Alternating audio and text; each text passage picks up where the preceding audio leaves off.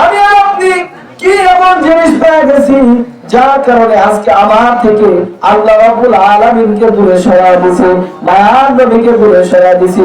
ও বাবা, দুনিয়ার মধ্যে ছেলে দেখেন, মেয়ে দেখেন, স্ত্রী দেখেন, আদর ভাই ব্রাদার বন্ধু বান্ধব যত কিছু দেখেন না কেন, কোনো কিছুই কাল কিয়ামতের ময়দানে কাজে আসবে না। আসবে বলে? কোনো কিছুই কিন্তু কাজে আসবে না। মরে গেলে তখন আমি হয়ে যাবে লাশ,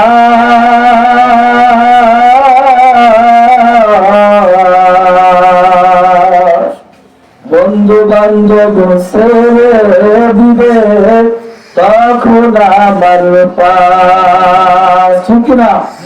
মরে গেলে তখন আমি হয়ে যাবে লাশ,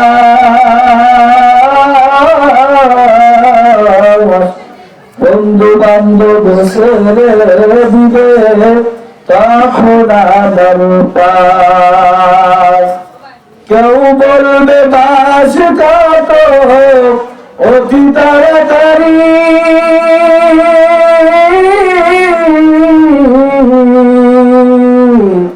কেউ বলবে বাটি দিয়ে যাব কখন বাড়ি, ঠিক না? কেউ বলবে বাস কত অতি তাড়াতাড়ি, কেউ বলবে মাটি দিয়ে যাব কখন বাড়ি। আজ আমি জীবিত বলে সবাই আমার আপন, মরণকালে সঙ্গী হবে শুধু সাদা কাপড়, মরণকালে সঙ্গী হবে শুধু সাদা কাপড়। কথা বলে বাস্তব না? বাস্তব না?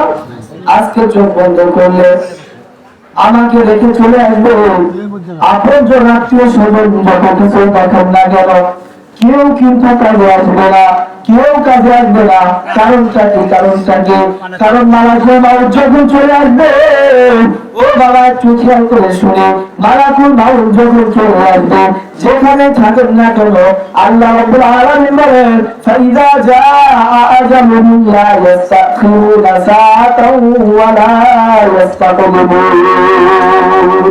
ও বান্দা, যখন তোমার হায়াত ফুরা যাবে, যখন তোমার হায়াত শেষ হয়ে যাবে, মালাকুল মাউত তোমাকে ওইখান থেকেই পাকড়াও করবে, ওইখান থেকেই তোমাকে ধরে নিয়ে আসবে।